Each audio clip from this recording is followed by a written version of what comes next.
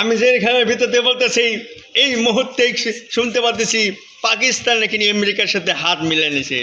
পাকিস্তান গোপনে গোপনে চালাইতেছে, যেমন সৌদি আরব চালিয়ে গেছে, আমেরিকার সাথে হাত মিলাইছে। আমরা ইসলাম রাষ্ট্র হয়ে কেন ইসলামের বিরোধিতা করি? এই মুহূর্তে জানতে পারতেছেন যে আপনার কোরিয়া এবং চায়না এবং আপনার চীন কীভাবে তরমুজ ভিতরে ঢুকে দিব আমেরিকার ভিতরে। যে বন্ধু তরমুজ ঢুকাইব না সে বন্ধ এই দেশের যুদ্ধ থামবে না। মুহূর্তে জানতে পারলাম 2 সপ্তাহ যুদ্ধ বন্ধ থাকবে। সেখানে যুদ্ধ বন্ধ থাকার মধ্যে লেবাননে চালিল ইসরায়েল হামলা। কি মানুষতার কথা! এটা কখনো হইতে পারে না। এটা মানুষের মধ্যে তাদের কোনো আত্মা মেমোরিতে কোনো মেমোরি নষ্ট হয়ে গেছে। অতএব ডোনাল্ড ট্রাম্প যখন তখন উল্টাপাল্টা কথা বলতেছে।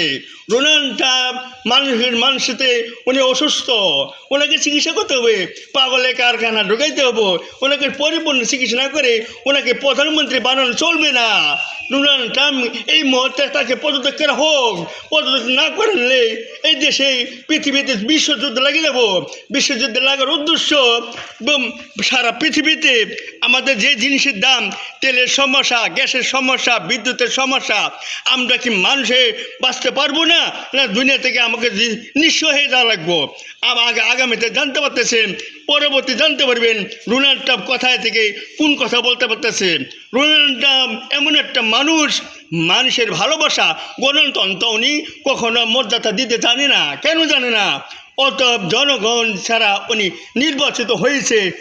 এই মুহূর্তে আমি আর বাকি কিছু বললাম না, পরবর্তী জানতে পারবেন বাকি খবর। ডোনাল্ড ট্রাম্প কোথায় যাচ্ছে, কি বলছে, ওনার মেমোরি দিয়ে এখনও কাজ করতেছে না।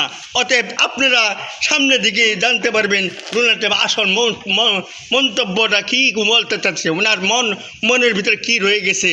এখনও এদেশের জনগণ, পৃথিবীর জনগণ গণতন্ত্র বুঝতে পারতেছে না। আপনারা এই মুহূর্তে আগামীতে জানতে পারবেন আসল তথ্য খবর।